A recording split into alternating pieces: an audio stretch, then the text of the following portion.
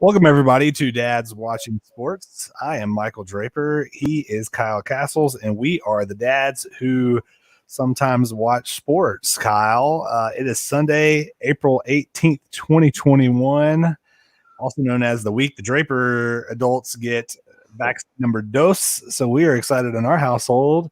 Moderna is going to be going in, getting that second one, man. I'm excited. I'm ready to just lose the mask, let it all hang out, go and lick a doorknob. I don't know, all kinds of stuff.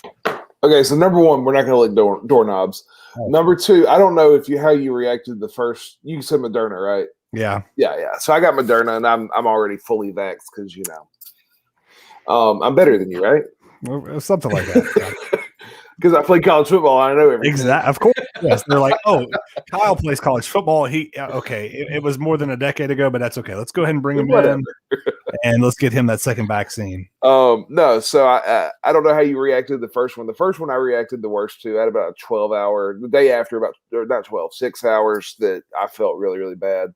The second one, I had a couple hours, popped some Advil, and I was good to go. So hopefully you don't react too bad to the second one. Yeah, we had no issues at all the first one. Suzanne's arm was a little sore. Mine, maybe a little bit, but I'm going to get some Gatorade. I'm going to hydrate. I'm going to take some ibuprofen maybe a couple hours beforehand and be ready to rock and roll. And maybe not licking some doorknobs, but we're gonna go out and celebrate and do something fun. But I hope everybody else is doing that as well. We are broadcasting live on Off the Ball Network as always. Thank you for joining us. If you're checking out the live feed, go ahead and jump in with some comments. We would love to hear from you throughout the show. Kyle, we've got a good show. We have got a guest coming up here in just a little bit, Aaron. He is with the Off the Ball Network as a writer for the website. He's a contributor there on the website. And also he is part of the LA and Chill podcast. So he's going to be joining us later on to talk NFL draft preview, which is something that I know we're very excited about. But Kyle, we are 61 episodes in. Really kind of hard to believe. I feel like we talk about that every show. And we talked about this at the end of our show last week off the air. Over the course of 61 episodes, we've had a lot of guests. And thank you to all those great guests who've come on our show, whether it's one time or repeat. Had some really awesome people. But Kyle, we've never been stood up by a guest before. Never. Which, 61 episodes, having never done this before and not really have a name for ourselves. And we've gone after some pretty good guests. It's never happened. Yeah. And then last week came. It did. And I had to lean on you because I've never been stood up for anything. I know you had some trouble with the ladies in high school, but I've never been stood up for anything. So I had to let you kind of show me how to work through that because I didn't know how to react. And that we're a good show because Kyle's got jokes and delivers them pretty often. But yeah, in all reality, yes, we haven't been stood up by guests. And then lo and behold, last week, Chef Andrew Gruel of Slapfish doesn't show. He's a no-show. And the whole show we're like, what's going on here? Why isn't he come on? He was committed even the day before. I sent him a reminder, and he was like, thanks for the reminder. So Kyle, I shoot him an email actually while we were finishing up the show, just like, hey, we missed you. Hope it wasn't anything on my end, just trying to be polite. And he was like, oh crap, man, my bad. I'm so sorry. I forgot. This never happens. I'm in again. Just let me know. So we will have him back on the show. He has doubled down saying he will be on, and that he apologized for standing us up. So Kyle, do you accept his apology, and will you accept him as a guest on the show at a later date? Of course, I am a forgiving person. I will accept apologies. I will accept him back on the show, so long as I get some coupons to Slapfish. And he's got to share some recipes, and that's I think we need to use this leverage for us. Absolutely. We got to leverage this against him. We need some recipes. We need some coupons. or forget coupons, maybe a free meal. I think that's what we should definitely go for. Yes, comped meals for life. I'm sure Absolutely. that's a thing. Yeah. Yep. Without a doubt. Well, we'll look forward to get him back on. He did say, hey, it might be a few weeks. I've got some scheduling conflicts, but we will get him back on or get him on the show. And we're really looking forward to that. All right, Kyle. So, we usually like to start the show off with some dad topics, talk about what's kind of going on in our life. And, throughout the week, I always just try to be mindful of those moments that come in that I'm like, oh, this would be a great topic for the show. Or, this is something really cool that happened with our kids this week or whatever have you. And so I just kind of mentally try to keep a running tally in my mind. And this week, the thing that really just kind of jumped out to me, and this is something that really has been bothering me for a couple of weeks. So we live right beside a high school. It's Summit High School, I believe. It is, yeah. What's called. Great high school. I think they either won or played for the state title in football last year. They won the 5A state title last year, and their two big players are the Wade twins. And I know this because I coached their older brother who went to the Naval Academy. And this is just for you. Like I saw this because I know about the Wade twins. You should. I do. So make sure everybody understands. I used to coach high school football in this area. I coached Independence, which Independence was the school that got split up when Summit was built. And so the Wade twins' older brother went to the Naval Academy and played running back for us when I was coaching there. And the twins are the little brothers, and everybody was saying they're going to be better. They're going to be better. Well, it turns out they're better. They are. And they have. Won't you tell everybody where they're going to for the next 4 years to dominate the SEC, Kyle? They signed this week. I saw I'm friends with one of the assistant principals over there at Summit, and he posted on Facebook that they signed with the University of Kentucky. You dang right they did. Play some football. So you have both Wade twins. We do. And just this was not in our rundown, but the Cats right now, Kyle, the 11th ranked recruiting class in the country for next year. I haven't been keeping up with recruiting. I'll pick it up later in the summer, but that's 11th. It's the highest ranked class in Kentucky football history. I'm super excited. Mark Stoops is getting it done. Okay, so back to my story. Sorry. No. That's anytime I get to talk about the Cats and how great they're doing in recruiting and how much better they are than Tennessee, especially when they get somebody from basically the home state. I love it. Okay, so we pass the high school every single morning.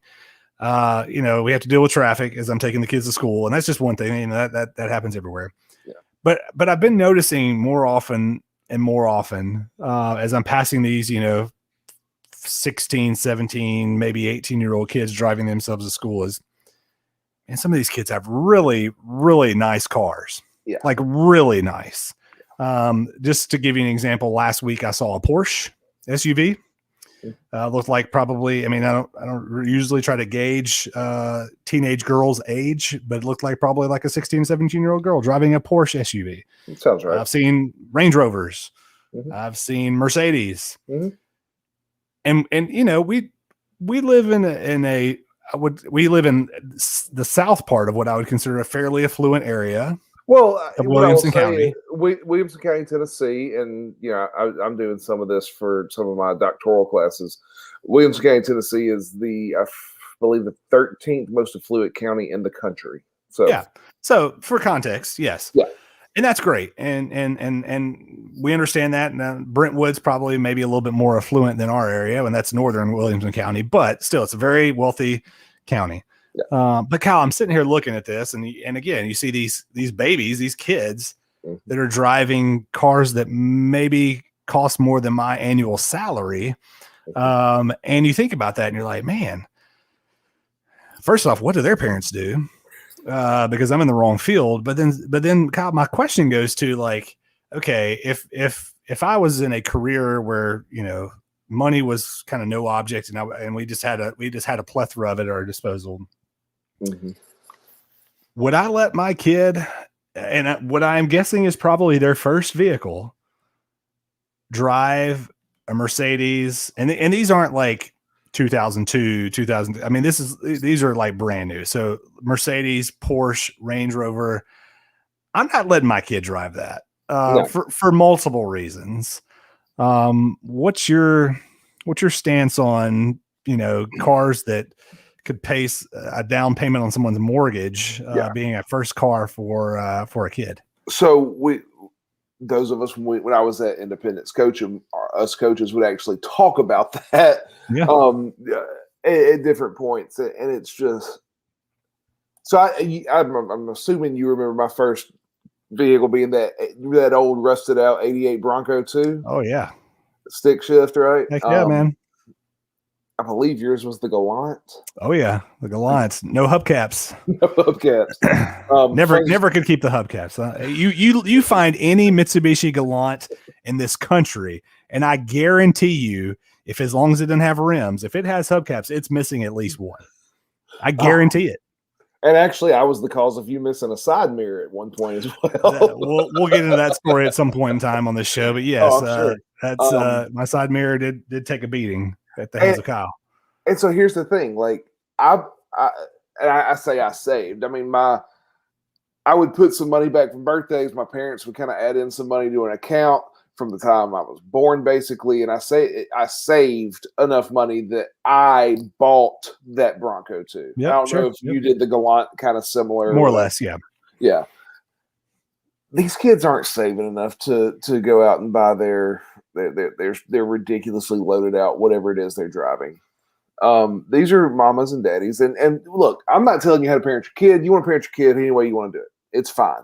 But there's no way I'm putting my kid behind the wheel of a $60,000, $70,000, $80,000 vehicle at 16, 17 years old. Right. And I get a safety, like, people are going to say, oh, it's because these are the safest vehicles and I want my kid to be safe. I'm all about, putting your kid in the safest vehicle you possibly can.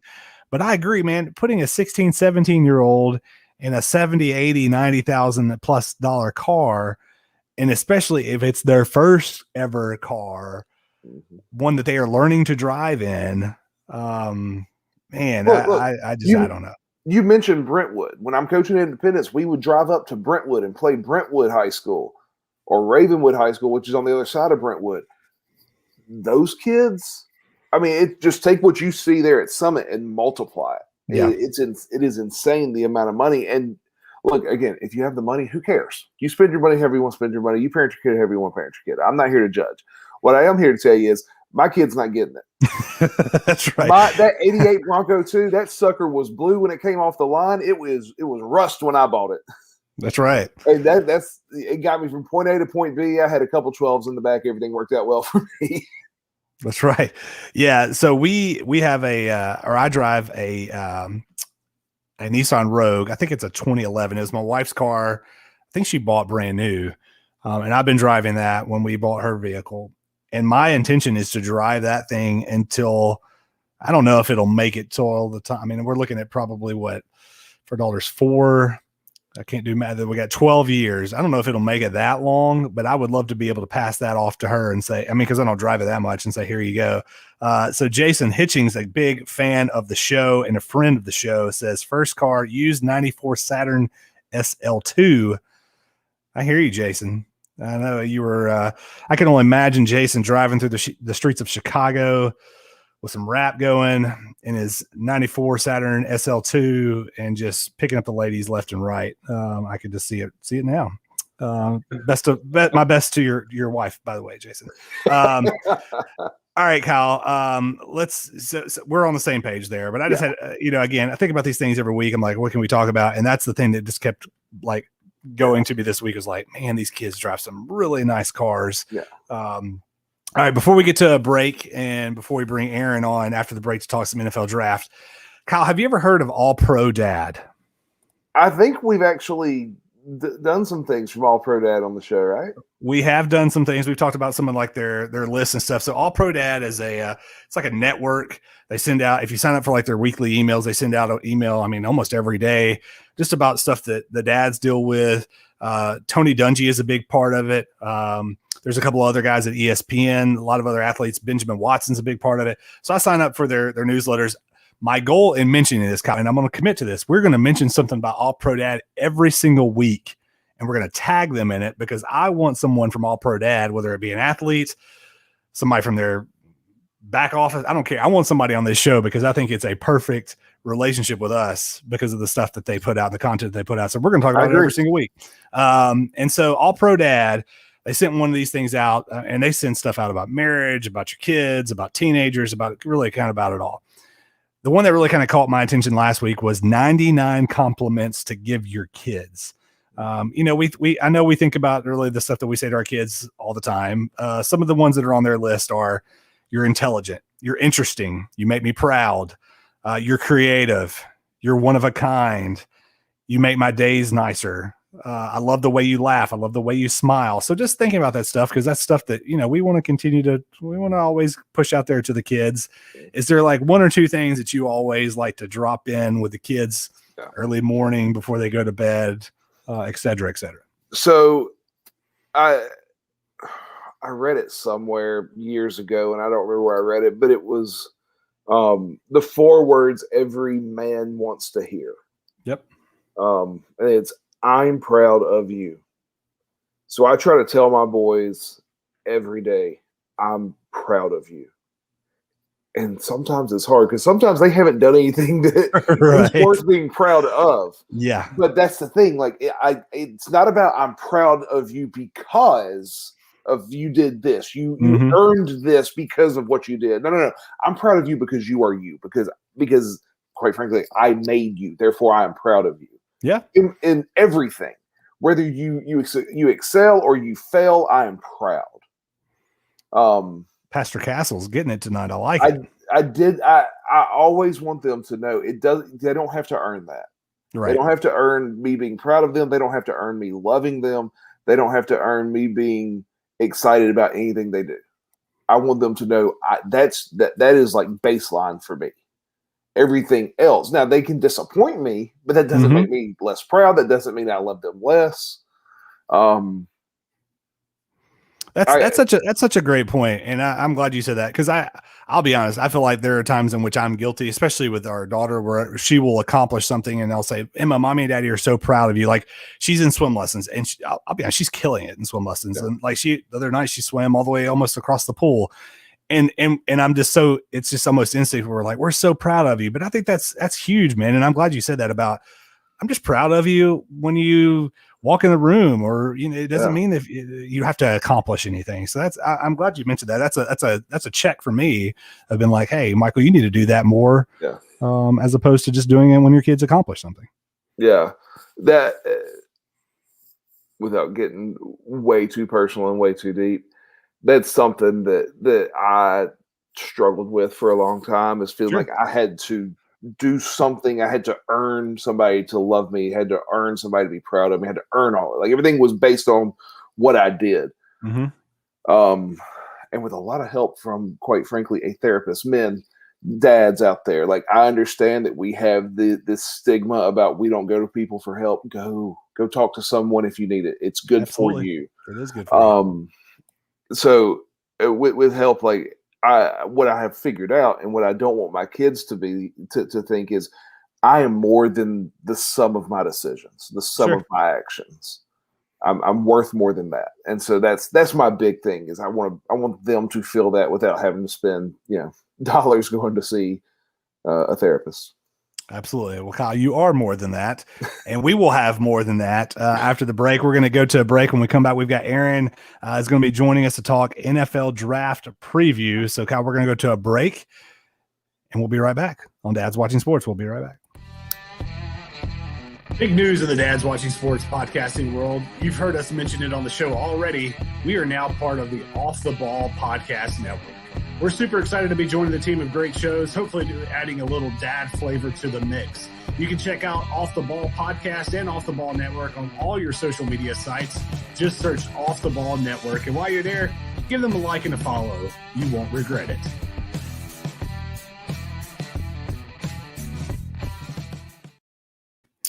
Welcome back to Dad's Watching Sports. Michael Draper and Kyle Castles.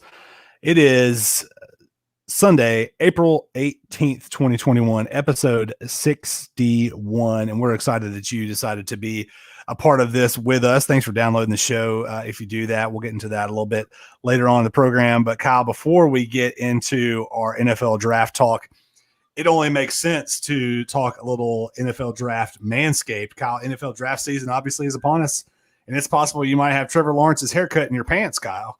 And that's why our partners at Manscaped, the leaders in below the waist grooming, have partnered with us to make sure you don't gamble on having hair down there the same way you might have to gamble on a football team or a first round pick, which we're going to talk about here in just a second. For all of my draft geeks out there, we have an exclusive 20% off promo code off the ball, no pun intended, maybe so, at manscaped.com. Again, 20% off, free shipping. You use the code off the ball. Kyle, that is the best that we have ever done with that read. Nobody laughed. We didn't giggle like little schoolboys. I am really proud of us for handling that and not laughing. It's good they haven't come up with a new read yet, because the minute they put out a new read, like, we've been desensitized to Trevor Lawrence's hairdo in our pants. That we have. You almost got me. I was very close to going over the edge there, but I was able to kind of hold that in. But yeah, Manscaped, man, I tell you, I cannot wait to see what the next read is going to be, because they've been pretty funny. All right, we're talking baseball season. That's going to kind of be the thing. So the read's got to be about baseball, and you got like sticks and balls. It should be a good read. Easy now. Easy. This is a family program, Kyle. All right. So mentioned we're going to talk some NFL draft preview, Kyle. And, I know you played football, and so therefore you know everything about football. But I thought it might be good to have another opinion on the show. Somebody knows a little bit about that. So we've got Aaron coming on. Aaron is a contributor. He's a writer that helps out with Off the Balls website, and also is a part of the LA and Chill podcast. So let's bring Aaron on. Aaron, how are you doing, sir? Oh, we have you on mute there. Let's see if we can get him on here.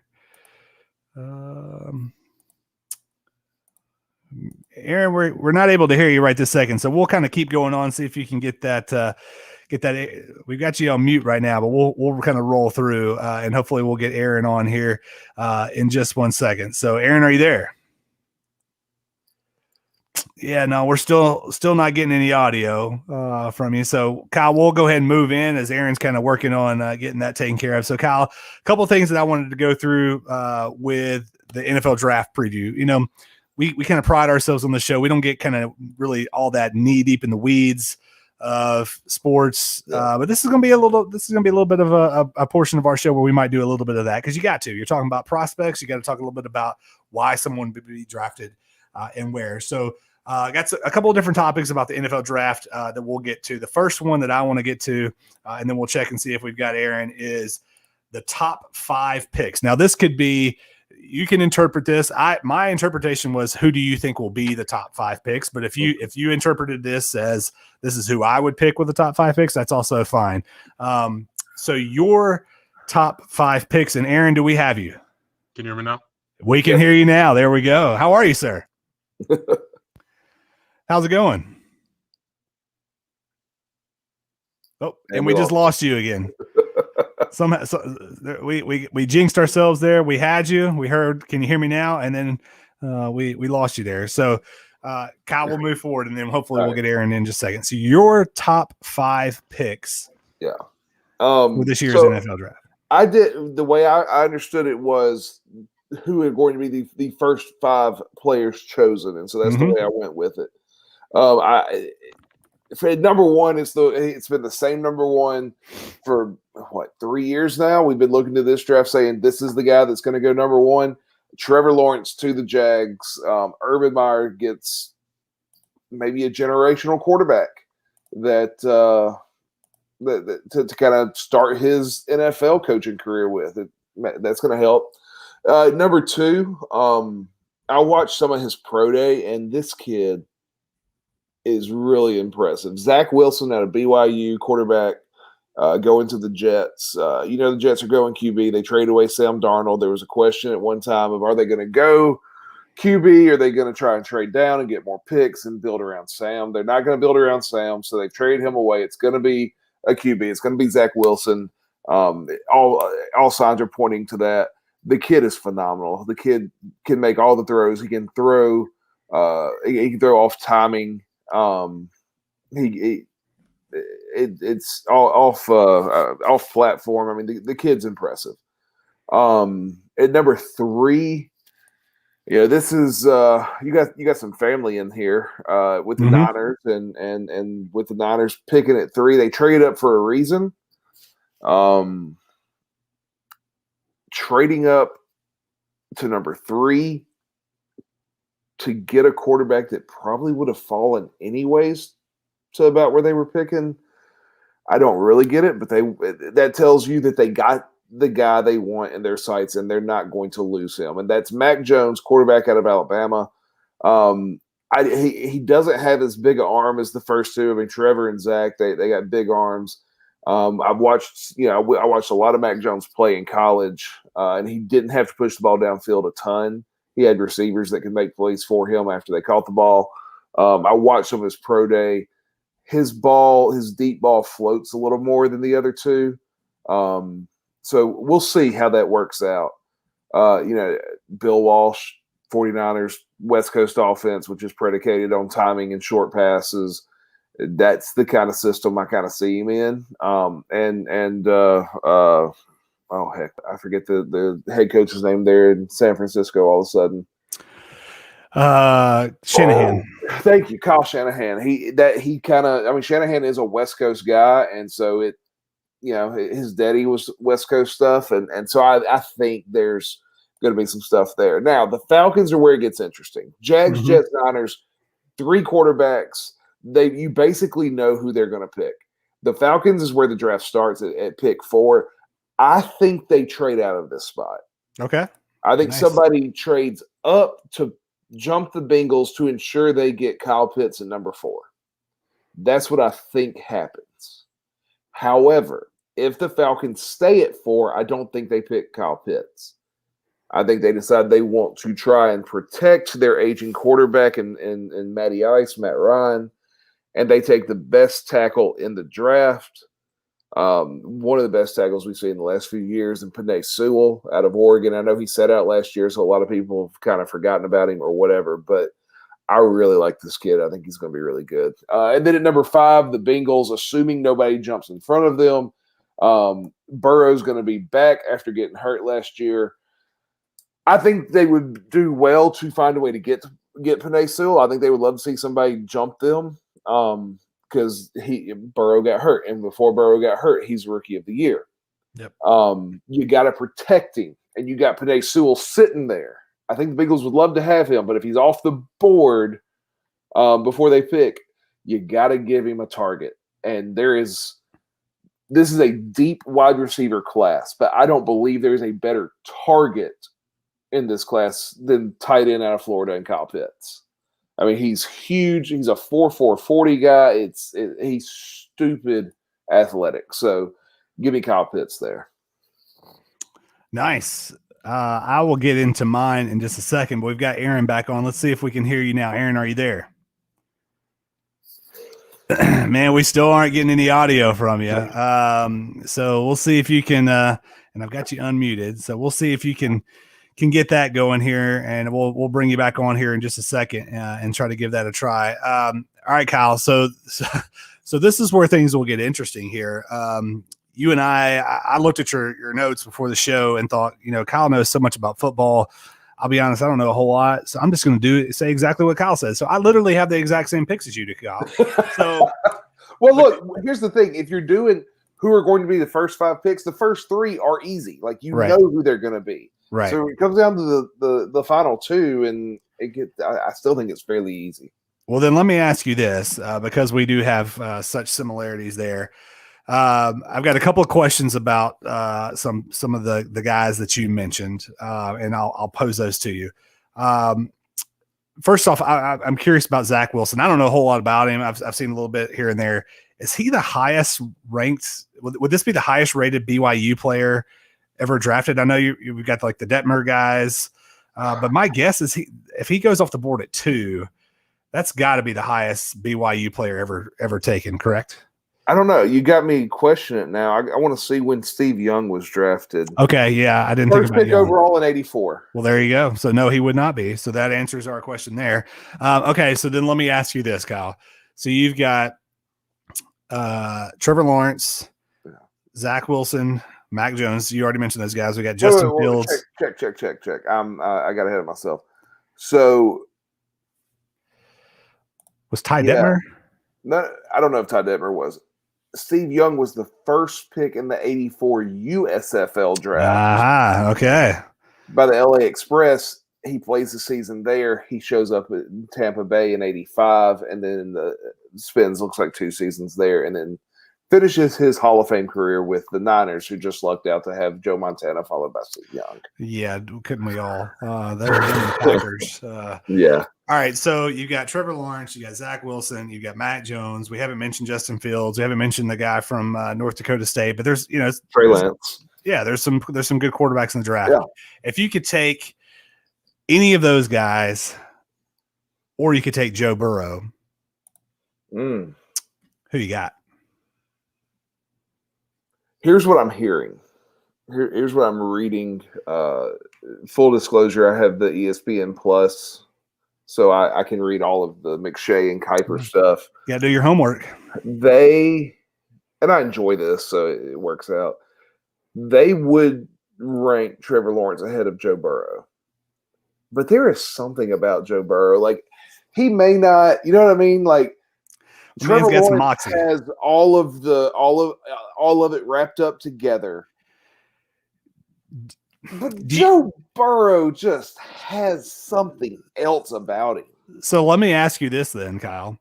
Is Burrow Lawrence the 2020s and beyond version of Manning Brady? See, this is fun because Burrow's there in Cincinnati and Lawrence is going to be there in Jacksonville. So we got 2 in the AFC. Well, you're thinking if you're saying Lawrence has got all the tool, it sounds like he's a Manning, but then there's just something about this other guy who maybe the physical attributes don't match up, but there's just something about he's just got that moxie that. I mean, you saw Broadway Joe in the national championship game smoking the cigar. I mean, are we going to see Burrow Lawrence as the Brady Manning of the 2020s and beyond? I hope we do. Joe Burrow, to me, before he got hurt last year, showed he's going to be that guy. Yeah. Trevor Lawrence feels like a can't miss prospect. The last time we saw that was Andrew Luck coming out of Stanford, and the guy was phenomenal when he wasn't hurt, but he couldn't stay healthy. Foreshadowing. So I mean, if Luck was the can't miss, before Luck it was Manning, before Manning it was Elway, and I mean, you see, like when people say it's a can't miss, I feel pretty good that Trevor Lawrence is going to be okay. Is he going to stay healthy? We'll find out. Yep. But if they both stay healthy, and here's the big thing, and the teams put talent around them. Of course. And we're talking about the Jags and the Bengals. Okay? Not necessarily known for world beater teams, yeah. But let's assume they put the talent around them. Maurice Jones-Drew ain't walking through that door. Exactly. Let's assume they put talent around them. Now all of a sudden we got a chance to see it. But good news, I think, and this is just my opinion, I think we got another one that could play a role in all of this.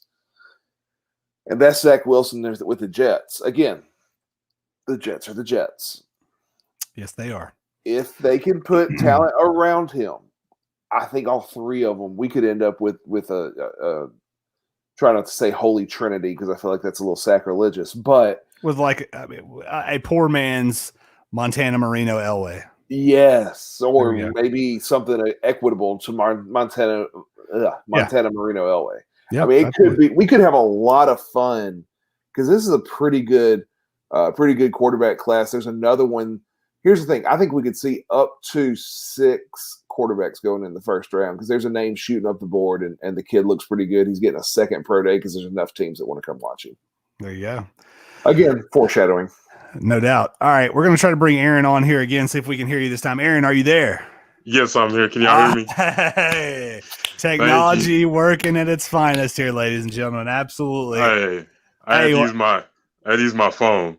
Oh man, that's fine. We just wanted to get you on. So, Aaron, man, first off, thanks for joining us. I know you've been kind of listening in what we've talked about, but and we'll give you a chance to kind of give a shout out to the stuff you've got going on. But you've heard kind of what we're talking about in terms of first 5 picks, the quarterbacks, and all that. Anything that you would like to add to that before we get to some of the other stuff we're going to talk about?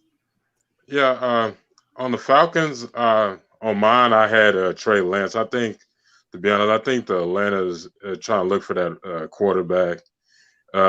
Matt Ryan's been there for years. They just need to go on and find that young guy and start from there. For sure. No, that's a good call for sure. Cause Matt Ryan, Matt Ryan's been there for ages, and they didn't get that Super Bowl a couple of years ago. And it seems like they're either 28-3 Falcons fans, 28-3 at the end of the third. Says the Saints fan. That's right. Oh, Saints fan. Yep. All right, Aaron. So we'll let you go with this second topic then. So I'm assuming you have a favorite team, and I think in kind of looking at your Twitter, I think I know who it is. But who is the first pick that your favorite team is going to take off the board this year? This is who I'm hoping for. I'm going with Rashawn Slater for the Dallas Cowboys. We need somebody to protect Dak Prescott. I was literally at that game when he got hurt. Oh, We need. That was my first Dallas Cowboy game I ever went to. Oh man, that's a tough one. Well, I went to Mississippi State. Kyle's a big Mississippi State fan, so we got a lot of connection to Dak. So yeah, that's he needs somebody to protect him down there in Big D for sure. Yep. All right, Kyle. What about you? You already mentioned the Saints. Who do they take off the board in the first round? First off, Rashawn Slater's a good pick there in Dallas. I know there's a lot of people pushing to go defense, especially DBs, but you're going to give Dak the money. You got to get him protection. Plus, you got to start opening up a few more holes. That offensive line in Dallas a few years ago was the best offensive line in football. Now it's not. You've had some injuries. You've had some retirements. You've had whatever. Rashawn Slater's versatile. I think he can go guard or tackle. And I think he's actually snapped a little bit, if I remember right, if it's the same one I'm thinking of. I think so. Yeah, so very versatile. You can plug him anywhere. I think you can plug him anywhere and start automatically. So I think that's a great pick for Dallas. But I'm a Saints fan. We're further down the board. I would love to see the Saints go DB. I mean, Marshawn Lattimore's got his legal troubles right now, and we're going to need to fill that spot. I have felt like we've been weak at DB for years, and trying to just kind of plug the holes with free agencies, and we had Janoris Jenkins, and now he's gone. I feel like corner is the place to go, but I don't know there's going to be a corner on the board at the spot. So assuming we stay there at number 28, I had to guess like who's going to be there. Sure. And my guess is Elijah Moore out of Ole Miss. Okay. Yep. He's going to go somewhere in that range, so he may not be there. But if he's there and there's none of those top corners that fit in that range and we don't get out of that spot, I think Elijah Moore's the pick. I mean, he's what, like a 4'2", 4'3" kid. He's 5'7", 5'8". He's tiny, but you're talking about, the mad scientist and Sean Payton that can figure out a way to use him. I could also see a very similar type player in Kadarius Toney out of Florida. Though that kind of, we got Michael Thomas out there. He's the big guy that can catch the ball in traffic, that kind of stuff. We need that speed. We need that explosiveness opposite him or in the slot next to him and force half the field to figure it out. Is the kind of my thought with the Saints. Okay. Yep. Well, my Titans have the 22nd overall pick, and anybody that's followed the Titans knows that their defense is where they've got to go. I mean, the defense has just been pretty atrocious the past couple of years. It's really 2 years ago, were they going to beat Mahomes? Probably not, but it's really what kind of led them to not getting over the hump there. So I'm going to go with a name that is familiar to all football fans because of his papa. But I got Asante Samuel Jr. out of the Florida State Seminoles going off the board at 22. to the Titans, just because again they've got to get some help in the defensive secondary. They really need help all the way across the board on defense. So I got Asante Samuel coming off there at 22. All right, let's go back to Aaron. And Aaron, our next topic is surprise pick of the first round. So we see this every year. Somebody either trades up or somebody drops down because they've got somebody that they want to get at the end of the round that's not there. And it happens in every draft of every sports league, but there's a surprise pick in the first round. This could be somebody that should be 27, 28, 29 that goes in the top 15, or it could be somebody that should be picked second or third round that goes in the first round. Who do you have as your surprise pick the first round? Hey, I'm glad you asked this because it's actually a guy I wrote an article on, and that is Richie Grant, safety out of UCF. Mm-hmm. And one of the places I actually have him as a destination is Tennessee, and the Baltimore Ravens have a good free safety that could also play a little corner. If you watch the Senior Bowl, he was against the receivers. You could put him in any place. He's versatile, and he's always looking to try to make that big play. Yeah. He's a nickel guy, right? I mean, that's kind of the way I see him playing that slot corner in the nickel, and he can easily drop back and play center field if you want to go one or whatever, right? Mm-hmm. Yeah, exactly. Yeah, I agree with you. All right, Kyle. Well, my surprise pick of the first round, and this is a guy that I think is going to be the first round regardless, but I think he's been surging up boards. He's maybe dropped back just a little bit in the past couple of days, and you're going to call me a homer, but Jamin Davis out of Kentucky, versatile linebacker, and Kyle would not have even been on anybody's radar had it not been for one of Kentucky's linebacker, Chris Oates, had just a terrible accident leading up the season. So Jamin Davis wasn't even going to play. Now he's probably going to be a first round pick. And I've got Jamin Davis going 11th to the New York Football Giants because this guy's a freak athlete, freak athlete. 11? And yes, he's going. I got him going 11. I'm telling you, man, you get this guy out in open space and he will make plays. I think he had 4 interceptions for Kentucky last year. The guy makes plays. Wasn't even supposed to be a starter for Kentucky and has worked himself into first round pick. He's going to the G-Man. Who is your surprise first round pick? Look, Jamin Davis, he's kind of that fringe first. I got you. He might be a first round pick. And it's not going to be surprising if he's 30, 31, 32. No way. But 11? Yeah. A little early. Just wait for it. You just wait and see. I'll write that down. Please do, because you can come back and call me out for it if we need to. All right, Kyle's going through a coughing fit over here, so we're going to let him kind of get through that before we bring him back on, and we'll get his sleeper pick. Or his surprise pick. Any sleepers out there, Aaron, that you think, okay, this guy might be second, third, fourth round, maybe even later, but I could see making a big impact on a team? Oh, I have Jamar Johnson out of Indiana, who's been going up boards and who nobody really knew about unless you're like Indiana or watching Big Ten football. One that could play. He was a corner and a safety there. And he's an aggressive player, and the only problem he does need to work on is wrapping up when he tackles, but all the tangibles there to find a player that you could put into like a place like he could be a single high, he could play nickel, he could play a little bit of corner in certain situations. That's one of mine. Yeah. Kyle, what about you? Give me a sleeper, and then you can go back and give us your surprise pick. So sleeper, former offensive lineman. I got to give some love to the offensive line. I'm going to butcher his last name, I'm sure. But Dylan Reduns, offensive lineman out of North Dakota State. I don't know if he'll play tackle. He may be more of a guard at the next level. But the dude can move people, and that's a big deal. He's got a little bit of a nasty streak, and I like that. There was a tackle for the Titans a few years ago that played right tackle. I can't call his name, but I would watch him drive people off the ball and literally off the field. He would take them and he would put them out of bounds by the end of the play. And this Dylan guy, I feel like he's very similar to that.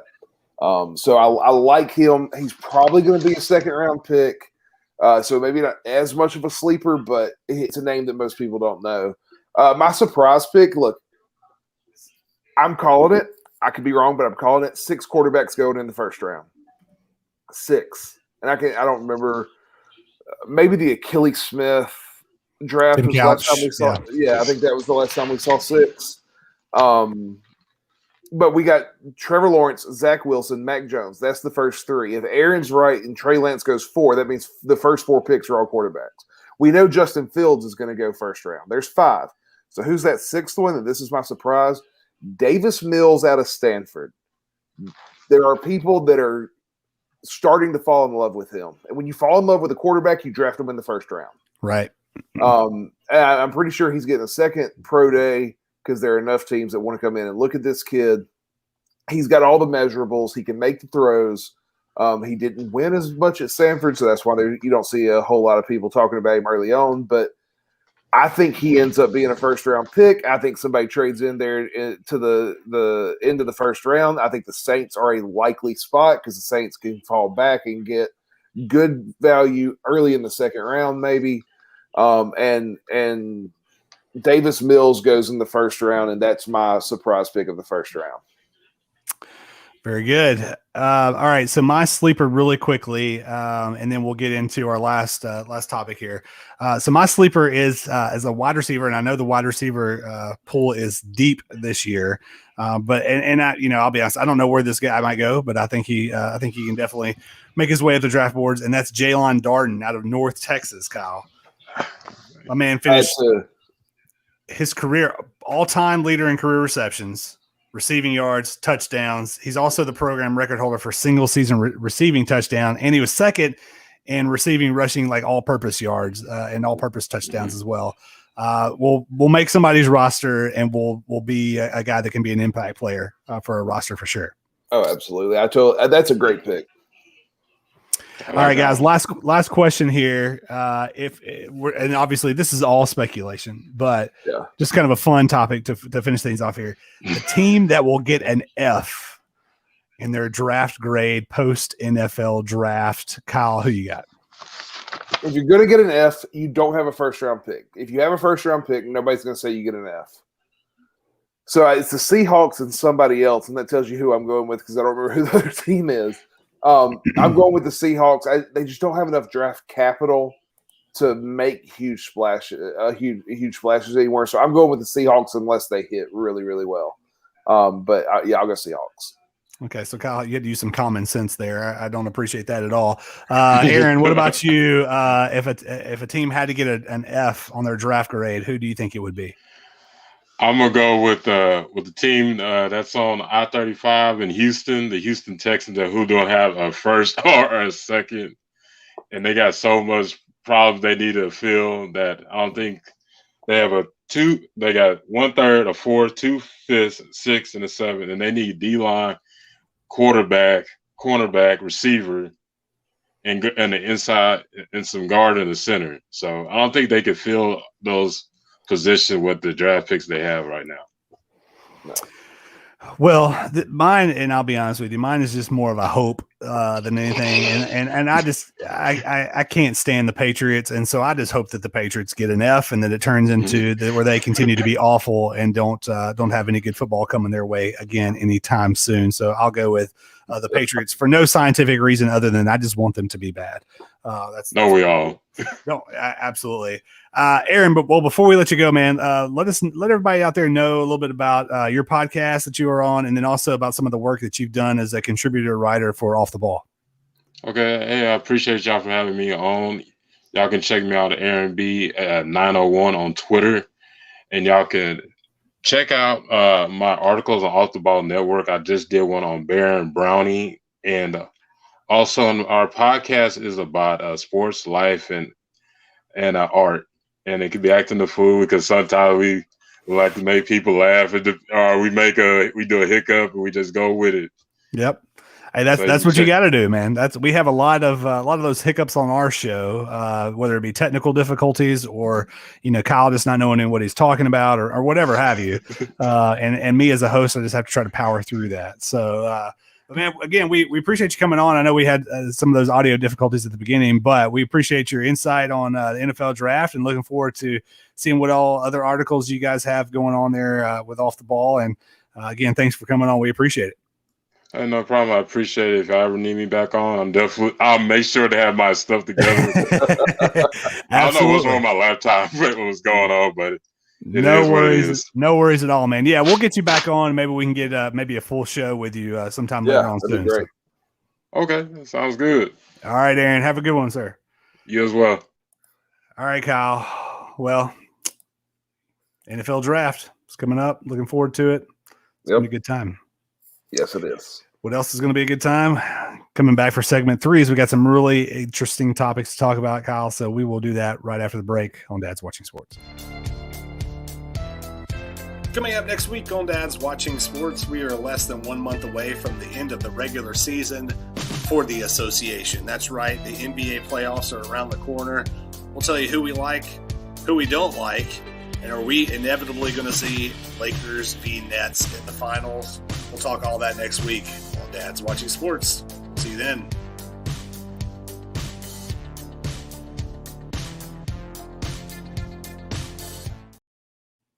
Welcome back to Dad's Watching Sports. Special thanks to Aaron B. Again, he's a contributing writer to offtheball.com. So go check him out, some of the stuff that he's written, and go check out the LA and Chill podcast. And hopefully we'll get him on again. I'd like to get a little bit more of his insights when we were having some audio issues there. But Kyle, just really quickly want to remind everybody, if you are checking out our show by downloading it through wherever you listen to podcasts, Apple Podcasts, whatever have you, make sure you rate and review and subscribe. We would love for you to do that. Give us a rating, hit that subscribe button. That would be fantastic. And as always, you can check and find out more about Dad's Watching Sports on Facebook, on the Twitter machine, and on the gram, Kyle. It's very, very exciting stuff, only to be outdone by Monkey Knife Fight, which is a daily fantasy sports gaming website for the casual sports fan.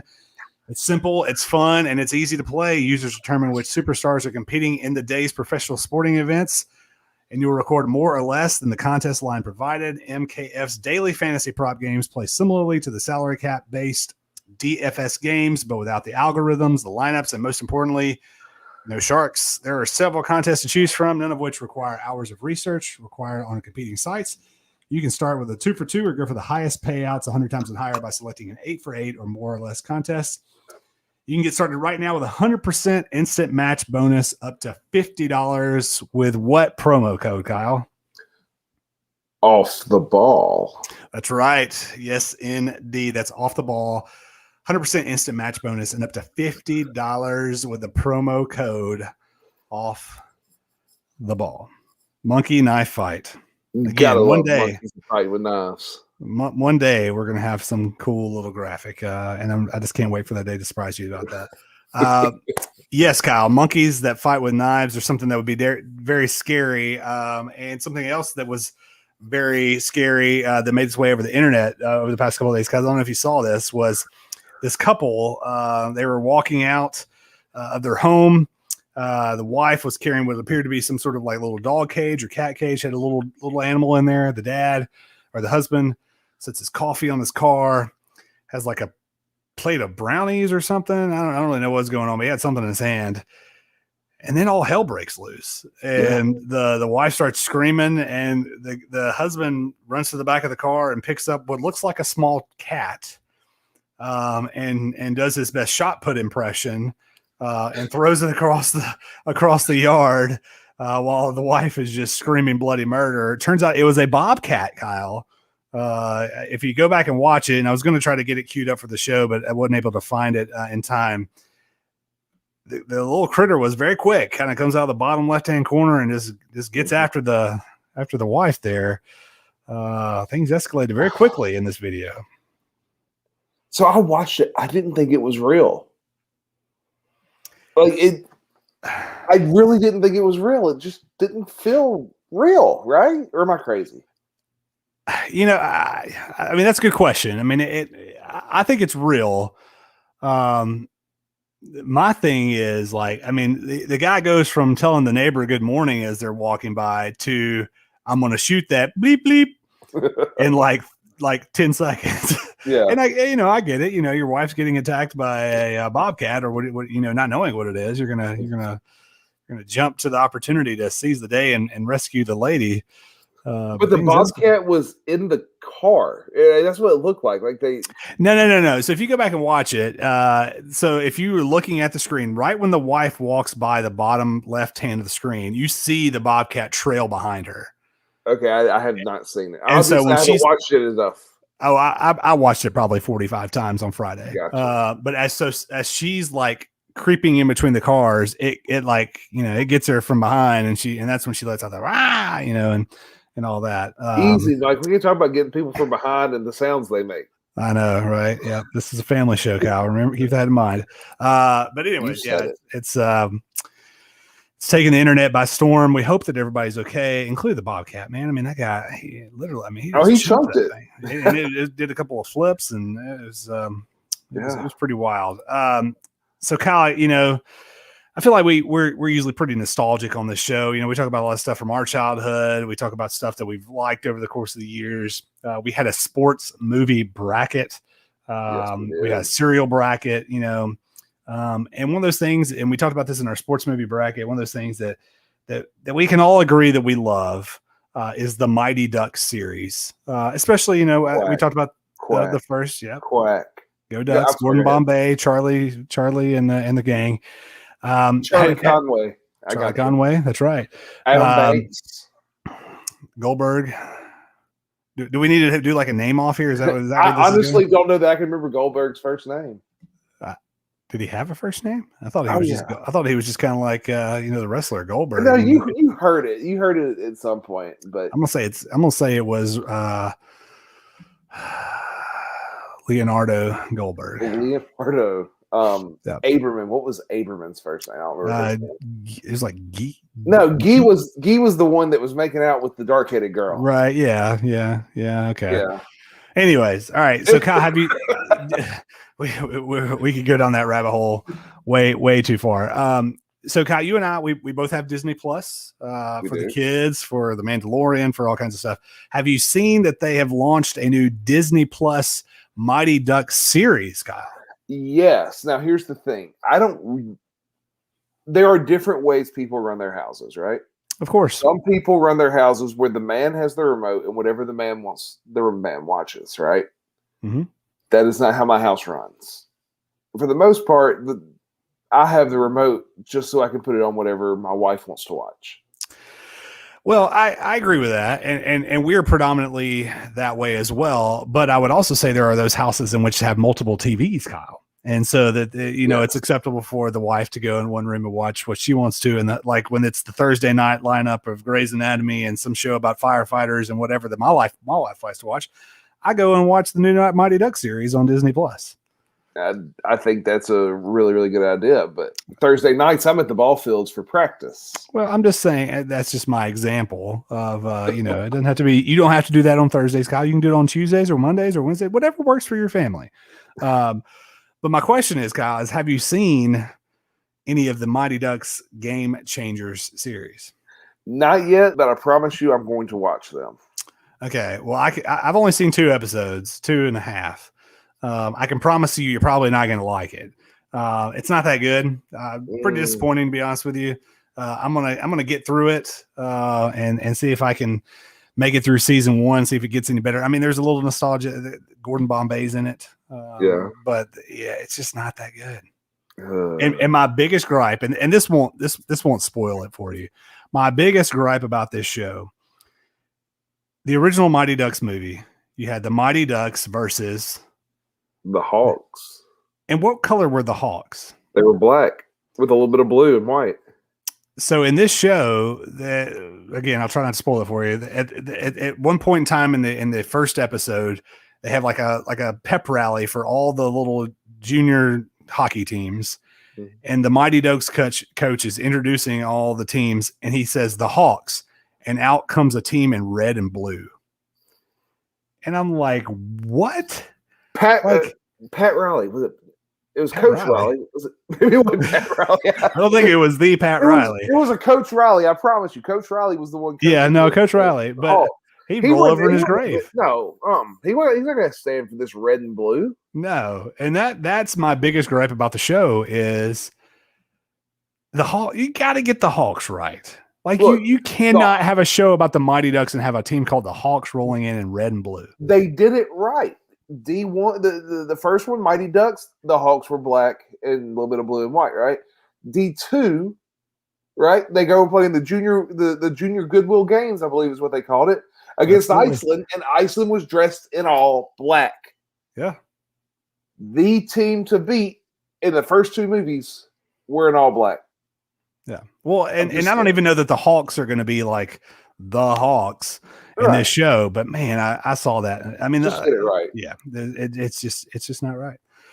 All right, Kyle, let's finish this up. We're up against the time, but I wanted to get this in. I saw this tweet over the weekend and thought this was a great topic for us to bring up, and we'll have to be a little brief, but if you could pick one athlete in any sport of any era at any point in time, and this could be just my preference because this would have helped my team or whatever you want to say, you can pick one athlete to have them injury free over their entire career, and knowing the implications that would come from that. Who you got? You tell me to be brief, and I actually wrote down 3 names, so Forgive me. I couldn't pick one. And all 3 of them, it's the what if. What if this guy didn't get hurt? Yep. So I start with what I believe to be the best athlete we've ever seen in pro sports, and that is Bo Jackson. What if Bo Jackson never got hurt? What would he have done in baseball? What would he have done in football? So I start with Bo Jackson.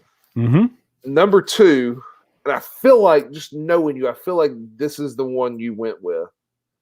Number 2, and it's more than just injuries, so I'm going to cheat a little bit and say like none of his we'll call it off the field or maybe off the course things happen. This is Tiger Woods. Okay. That's a good one. I did not go with that, but that's a good choice. Let me see Tiger without the injuries, without all the other stuff that we won't get into, and can he catch Jack? And then number 3, Derrick Rose, when he was healthy early, that sucker was good. And if you take Derrick Rose and Jimmy Butler makes the same development that he made, and maybe Jimmy Butler doesn't develop like that if he's playing alongside Derrick Rose. Like, I don't know. But could you imagine the front court if that's your 2? So those are my 3.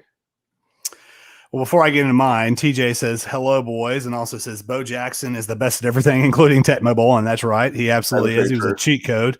You just go up and down and up and down and up and down. You were gonna lose.